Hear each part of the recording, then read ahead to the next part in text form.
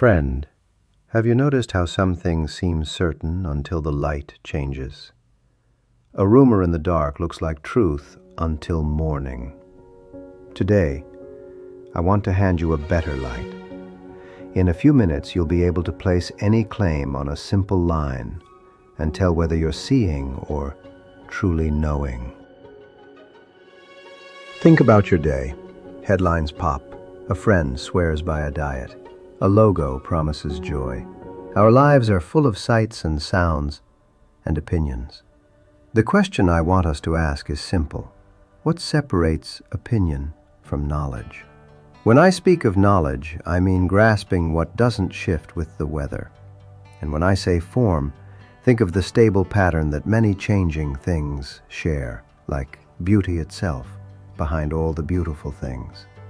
If we can find what our mind must look toward, we can learn to know, not just to scroll.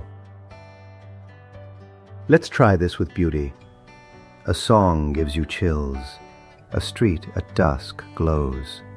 A friend's act of quiet generosity moves you. Each is beautiful, and yet each can change. The song wears out. The street looks dull in rain. Even the friend has off days. If we chase one instance after another, we stay on a carousel. Lovers of sights and sounds collect moments. Lovers of truth ask, what is beauty itself that these moments share? Not a picture, but a stable measure that lets us praise rightly and not be fooled by glitter. Think of it like a craftsperson's template. Many boards, one straight edge. The boards warp, the straight edge holds.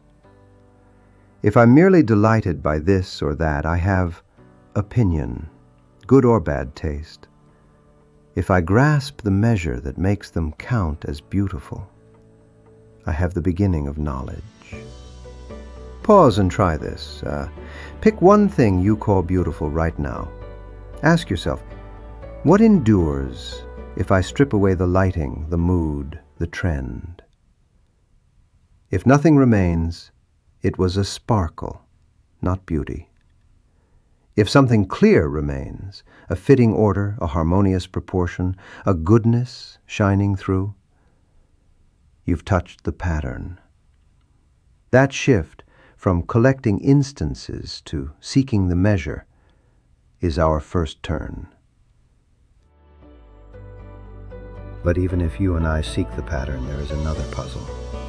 The eye needs light even when it's perfectly healthy. In darkness, eyes are useless. So too the mind. It needs something that makes truth visible, not just a steady pattern to look for. If there is a mental light, what is it like? And how does it change the way we rank the things we meet each day? Let me sketch a line in thought. Picture a simple vertical, lowest to highest. At the bottom are images, shadows, reflections, logos, thumbnails, headlines, the surfaces that suggest more than they are. One step up, the ordinary things themselves, the chair you sit on, the coffee you drink, the person you're speaking with. We form beliefs here, sometimes true, sometimes not, always about changing stuff. Climb again, and you enter a new zone, thinking with diagrams and models. Geometers draw triangles not because they worship ink, but to see relations that hold in any triangle. You do this when you model a budget, map a process, or test a scientific law. It's more stable than mere belief, but it still leans on assumptions we haven't examined. Higher of all is understanding without props. When reason turns to the very principles and tests them, not by pictures, but by the coherence of the ideas themselves. That ascent is the divided line. Images, things, mathematical thinking, dialectic.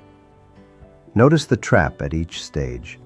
At the bottom, we mistake the thumbnail for the thing. Clickbait mind.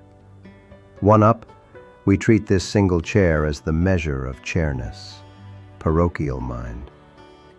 In the third, We fall in love with our model and forget its assumptions. Technocratic mind. Only at the top do we ask, what must be true for any of this to be true? And here, a new need appears. Just as sight requires light, understanding requires something that makes truth shine. Call it the good.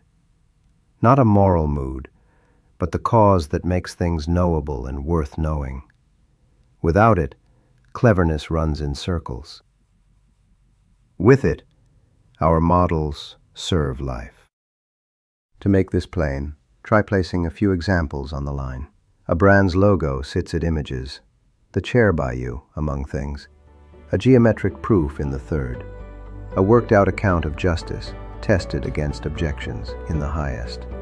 The question pressing us now is, what is the good like if it plays the mind's role of light? Here's the reveal clue. The sun is not your eye and not the tree, but without the sun, your eye sees nothing and the tree does not grow. Likewise, the good is not your mind and not the truths you learn, yet it gives power to know and truth to be known. Let's bring that into focus. The key is this. As the sun stands to sight and growth, the good stands to knowledge and being. Sun, light, and seeing. Good, truth, and knowing. Notice the pairing.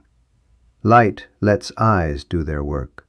Truth lets mind do its work. The sun causes living things to grow. The good grants things their intelligibility, their being available to be understood.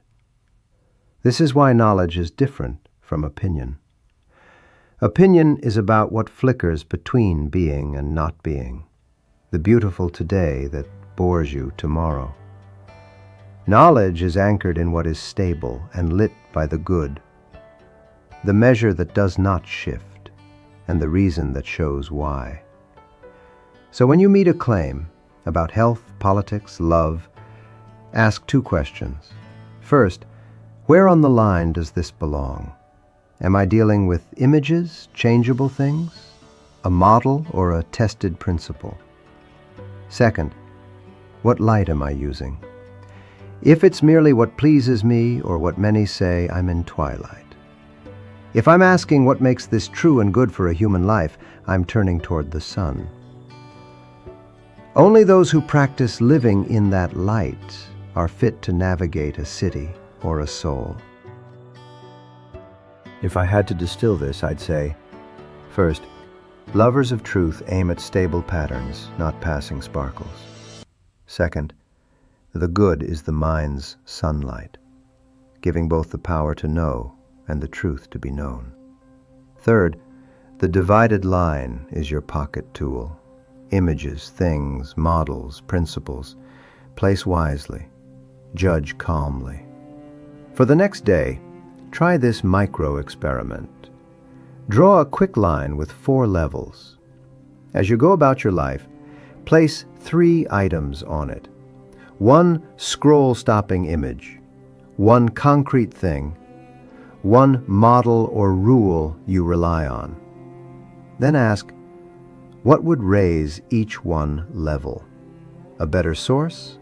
A test? A reason that shows why it's good for a human life. Do that once today. Let the light do its quiet work. You've met the sun and intriguing the line. Next, we'll step into a cave where most of us live. We'll learn how to turn and why the one who sees must return.